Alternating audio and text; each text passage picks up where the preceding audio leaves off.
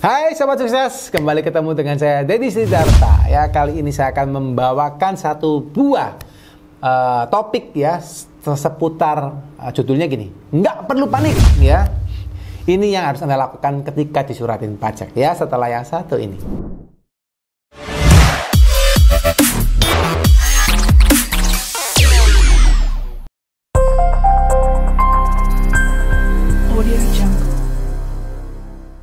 Oke guys, buat teman-teman yang hari ini lagi nonton ya, seperti biasa saya selalu doakan buat teman-teman ya supaya selalu sehat ya, karena ini musim-musim seperti ini ya harus sehat ya, selalu diberkati ya, diberkati macam-macam ya guys. Bisa Anda diberkati secara rezeki, diberkati secara pekerjaan, diberkati secara keluarga ya, macam-macam diberkatin ya, rezekinya lancar, keluarganya harmonis, itu juga diberkatin. Oke, pekerjaannya baik-baik, bosnya baik, pimpinannya baik, temannya baik, itu juga diberkatin guys ya. Yang terakhir adalah selalu happy ya, karena kita ngerjakan apapun guys, sebanyak apapun pekerjaan kita, suntuk apapun masalah kita ya, kalau kita bisa berbahagia, kita bisa menyenangkan diri kita, kita bisa mensyukuri apa yang diberikan Tuhan kepada kita ya, maka segala masalah yang kita hadapin guys akan pelan-pelan selesai ya. Karena yakin dan percaya tidak semua orang itu pasti punya masalah sendiri-sendiri ya. Anda punya masalah, saya pun juga punya masalah ya.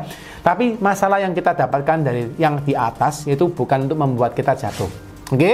Tapi membuat kita bisa semakin survive, bisa membuat kita semakin dewasa. Dan masalah itu kalau kita selesaikan pelan-pelan ya, percaya saya ya, kalau teman-teman yang hari ini nonton dan mungkin memiliki masalah ya, teman-teman pasti setelah masalah itu selesai, Anda akan mendapatkan sesuatu yang luar biasa ya. Satu mungkin pengalaman, dua mungkin berkat, dan I don't know guys, macam-macam ya. Dan semoga ini bisa menjadi berkat ucapan buat teman-teman juga yang lagi nonton ya. Nah, so kembali ke topik guys, adalah nggak perlu panik. Ini yang harus dilakukan saat disuratin pajak ya.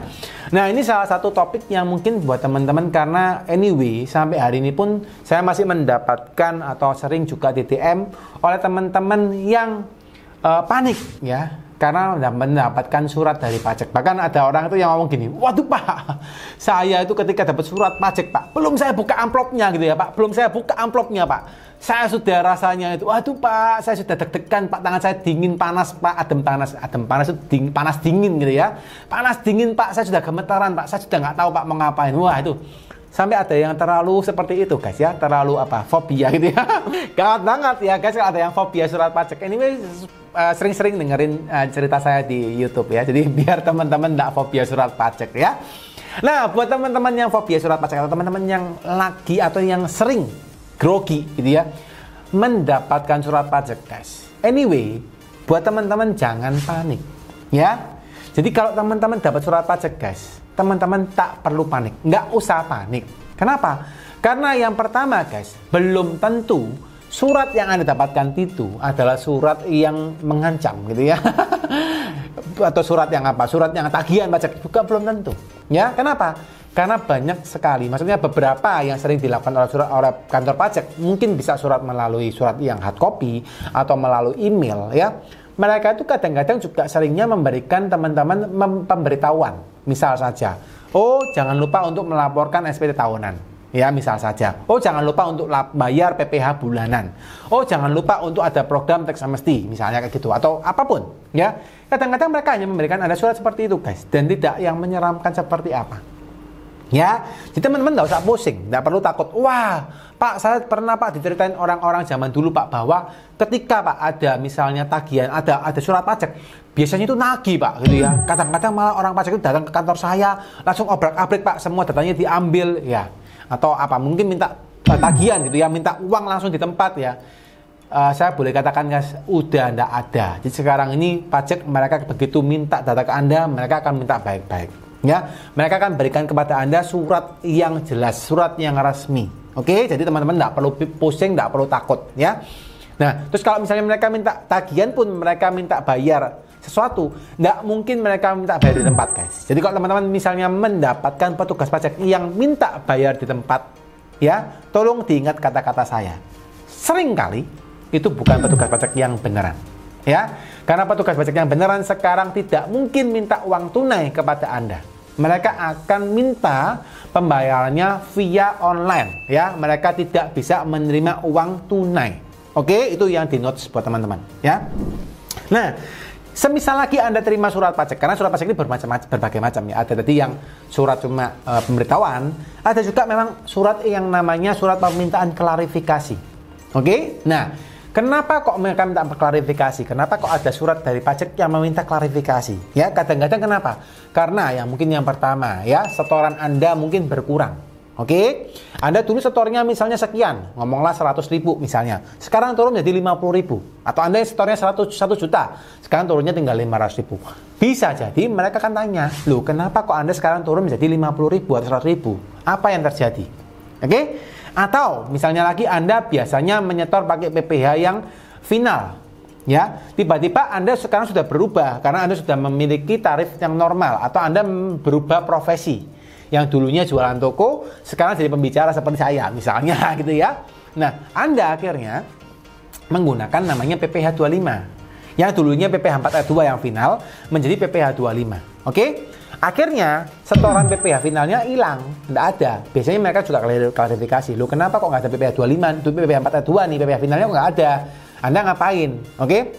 Nah, guys, kalau teman-teman mendapatkan surat dari pajak seperti itu, Anda nggak usah panik juga, ya. Mereka juga tidak nyokot Anda, nyokot tuh gigit gitu, tidak juga ya guys. Yang perlu Anda lakukan, Anda tinggal mengklarifikasi saja. Ya, Anda buat surat klarifikasi. Bisa pertama Anda pakai surat, ya. Jadi kalau dapat surat cinta atau dapat surat dari pajak, Anda jangan diam-diam aja guys. Gitu. Oke, saya diam-diam aja, saya tidak perlu balas. Tidak gitu juga. Anda balas suratnya, oke? Anda balas suratnya atau Anda telepon. Oke, karena biasanya di surat itu ada nomornya tertera, nomor telepon yang harus dituju sama extensionnya, plus dengan nama orang yang berhubungan dengan Anda atau AR Anda, ya, AR pajak Anda. Jadi orang yang membantu Anda untuk mengurusin pajak Anda, ya. Anda boleh telepon AR-nya, telepon Pak. Oke Pak, klarifikasinya gimana? Oh gitu, ya saya jelaskan Pak. Ini yang Bapak tanyakan adalah ini Pak maksudnya Pak bla bla bla bla bla bla. Ini Pak maksudnya bla bla bla bla bla bla. Anda jelaskan guys. Ya, ketika Anda menjelaskan dengan sangat kooperatif atau dengan kooperatif, itu AR-nya juga lihat kok, ya.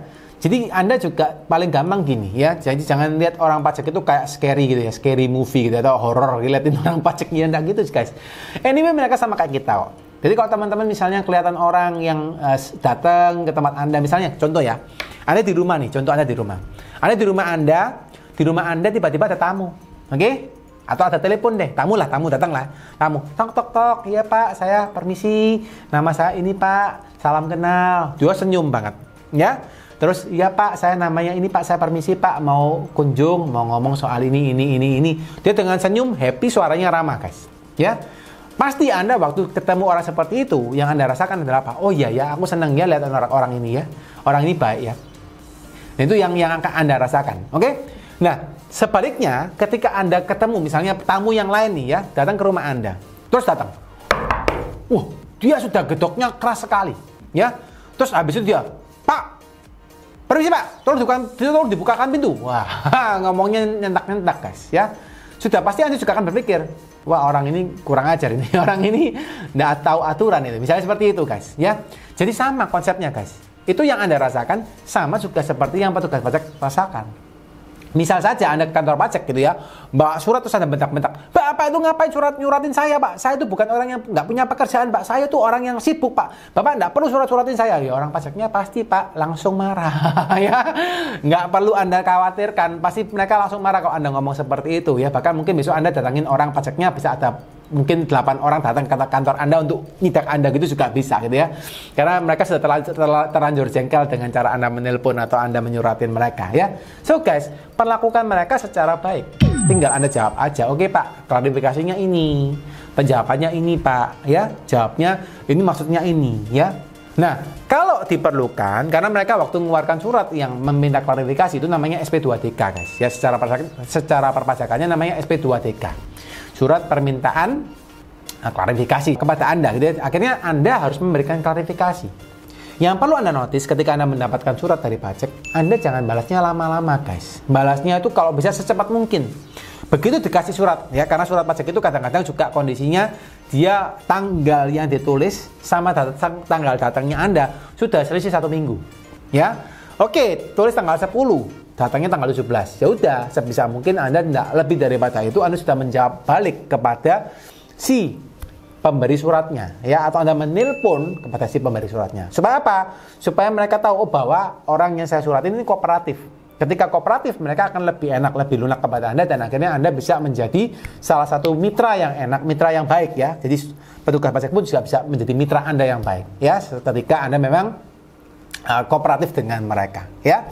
Kurang lebih seperti itu, teman-teman, ya. Semoga teman-teman yang dapat surat, ya, hari ini, mungkin yang lagi nonton, ya, karena Anda juga pasti penasaran gitu, ya, karena mungkin Anda juga dapat surat pajak gitu, ya.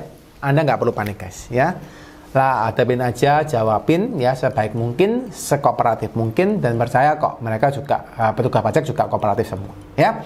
Oke, guys, semoga menjawab dan semoga menyelesaikan teman-teman yang punya masalah sama. Buat teman-teman yang masih belum jelas, silakan boleh komen di bawah. Yang pengen dapat respon cepat juga boleh follow saya di Instagram dan boleh komen secara DM, ya, bukan komen DM, guys, karena kalau komen saya agak susah balesinya, DM aja, ya.